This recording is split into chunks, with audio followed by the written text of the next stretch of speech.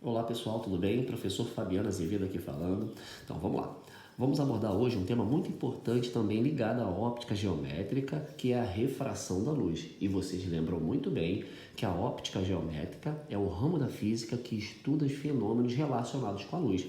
E esse fenômeno, chamado de refração, ele é importantíssimo. Primeiro vamos entender o que é refração. A luz ela se propaga com uma certa velocidade e quando ela passa de um meio material para outro, essa velocidade é alterada. Esse fenômeno é o que a gente chama de refração da luz.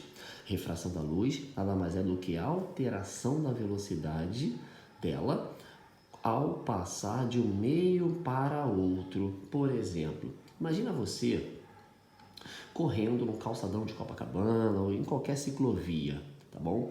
No asfalto firme, você vai ter um desempenho. Se você pular para a areia e manter a mesma corrida, você vai perceber que seu desempenho não é o mesmo, não será o mesmo.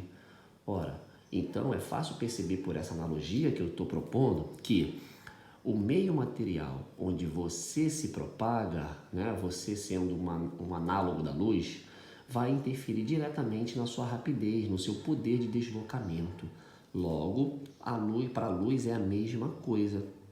Quando ela se propaga no vácuo, ela tem a sua maior velocidade possível e esse valor é representado pela letrinha C e tem-se como valor 300 mil quilômetros por segundo ou 300 milhões de metros por segundo. Essa é a velocidade máxima que a luz ou qualquer entidade física pode ter lá no vácuo, tá certo? Aí quando a luz, por exemplo, proveniente do Sol, sai do vácuo, né, do espaço e entra na nossa atmosfera, que é um meio material, ela vai sofrer uma alteração, ela vai reduzir o seu valor.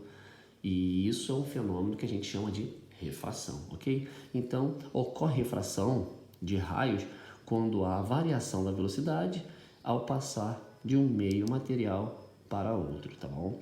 E aí a gente vai perceber aqui algumas consequências em função dessa alteração de velocidade. O primeiro já está até explícito aqui, ó. A luz ela vinha caminhando, se propagando no meio 1, tá certo? Ao incidir nessa superfície verdinha aqui de separação, parte do raio reflete e aí como o meio não mudou, se ela vinha com uma velocidade v1, ela continua na reflexão com a mesma velocidade, porque a velocidade aqui depende do meio material. Mas parte da luz veio aqui para baixo, passou do meio 1 para o meio 2. A gente chama esse raio aqui de raio incidente, esse é o raio refletido e esse é o raio refratado. Então, a refração está relacionada com a passagem da luz de um meio para outro, perfeito?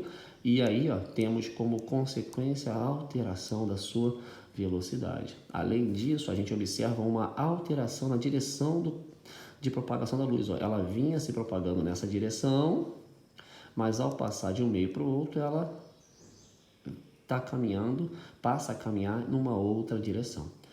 Assim como nos espelhos planos, a gente vai definir aqui uma reta normal que faz 90 graus com a superfície em questão e ela vai ser o nosso referencial para estudar o quanto uma luz se desvia da direção original. A gente vai ver aqui para frente que esse desvio pode ser se aproximando da normal ou esse desvio pode ser se afastando da normal, tudo bem?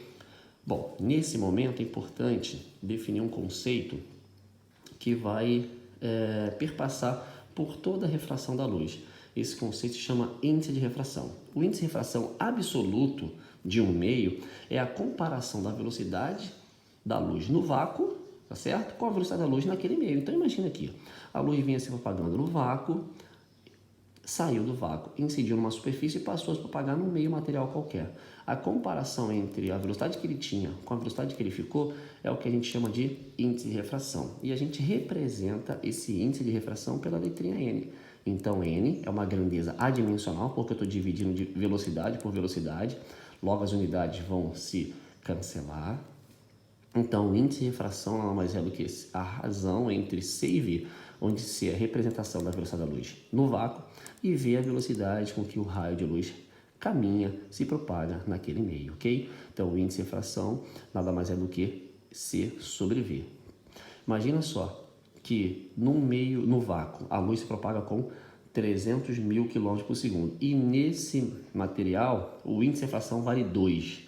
O que isso significa? Que o índice de refração vale 2.